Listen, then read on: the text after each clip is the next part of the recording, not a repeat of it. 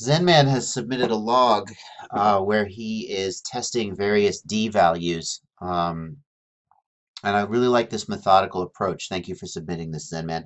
The approach of holding everything the same and trying different values and seeing what the effect is. And don't just, not just flying, just, oh, I'm going to try a new D term and D gain, and I'm just going to fly some laps and see what happens. Doing methodical, repetitive, here we're doing rolls, right? And the other thing I love, and thank you to Nick for this. Nick is, I don't know if Nick is even on this thread, but is we're logging the actual in-flight adjustments so we can actually see the values. It's a beautiful thing.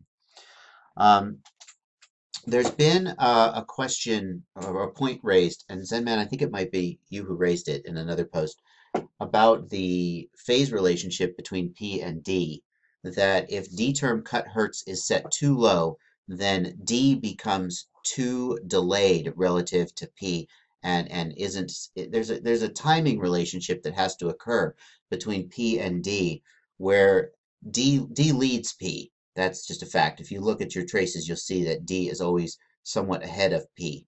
So wherever P is going, D is going to get there first, but it needs to get there. It needs to get there soon enough, early enough to help out, but not so early that by the time D or P gets there, it's already changed direction and is going another direction. So if we look at this example, we can see that P is falling, and because P is falling, D is falling. When P begins to level off, D begins to fall. That's the derivative function that I talked about in my other video. And here, when P begins to turn around, D has already turned around and is going the other direction.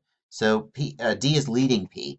If you imagine taking this yellow graph and sliding it to the left, you can see that you would get to a point eventually where D would actually be just completely opposing P, and that would be the worst case scenario. It would just kind of cancel P out and make P not able to do its job. So there's every phase relationship between completely canceling it out and just mirroring it that's possible. And it is in fact true that as you change your D term cut, you change the phase relationship. You delay P. The lower the cutoff, the more phase delay there is between D and P.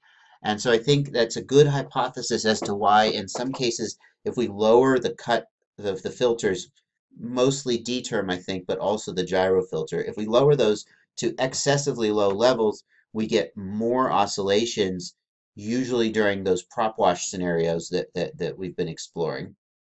And let me just take 1 second as an aside and say how great is it that we're in a world where that's like the last thing we're trying to tune out is these crazy little prop wash oscillations that, everything else is like perfect.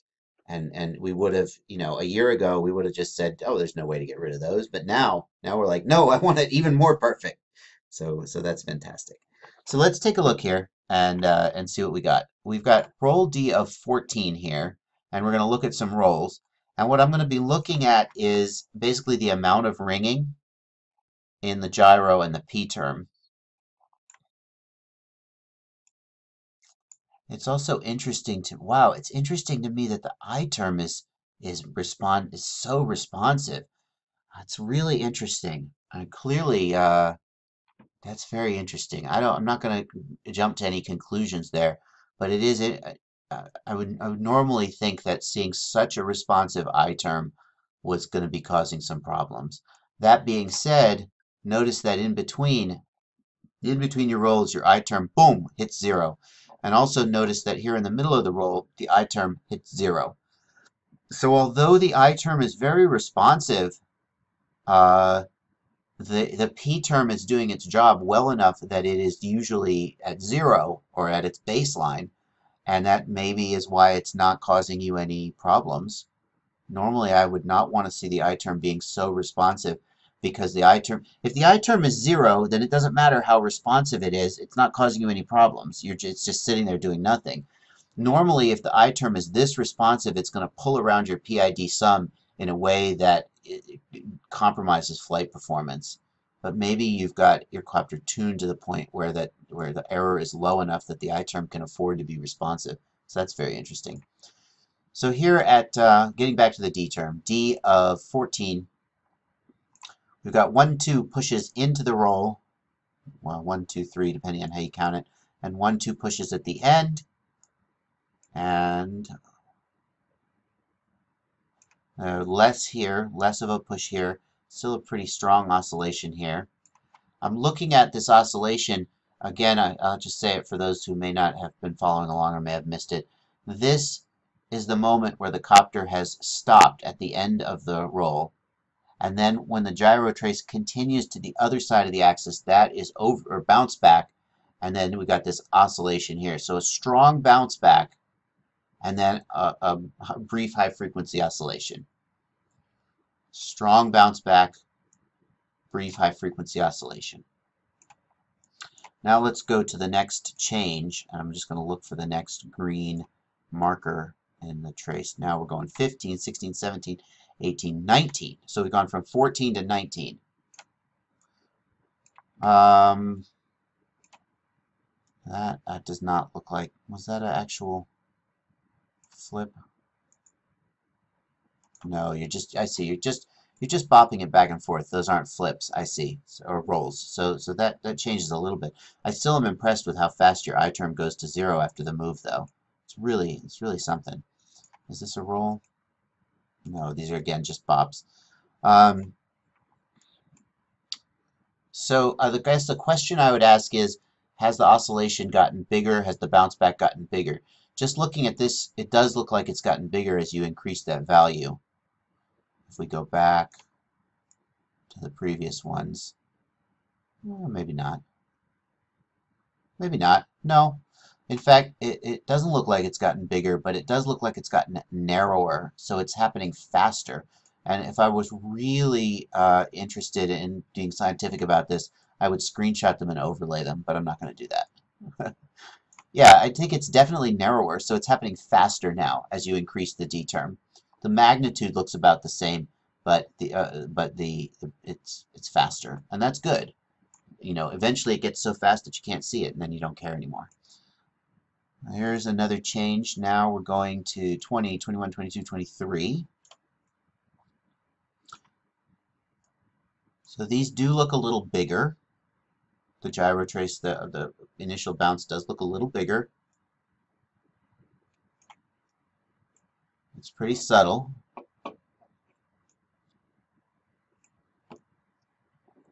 This one is, we actually have a really strong double bounce here. I don't think that's representative though, so it's probably just something different you did with a stick.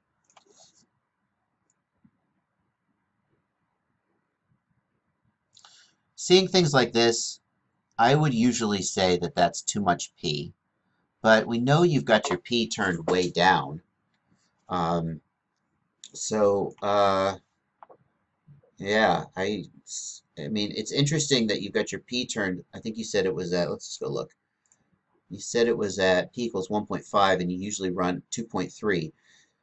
So I wonder, I mean, if it's ringing like that at 1.5, you know, how close to the edge is your tune when you're flying at 2.3? And does that, you know, have you got much more D term when you normally are flying that's helping to damp that? I think this really points out the difficulty of tuning just based on these black box logs. You know, there's a wide variety of conditions that could look bad or good and could fly bad or good depending on, you know, the totality of the scenario. Most of them don't have that much ringing. They only have like 1 or 2 bounces. So maybe I'm just, you know, cherry picking. Let's move forward. Here we're going to 28. And now we're getting to the point where you said it started to look the best to you.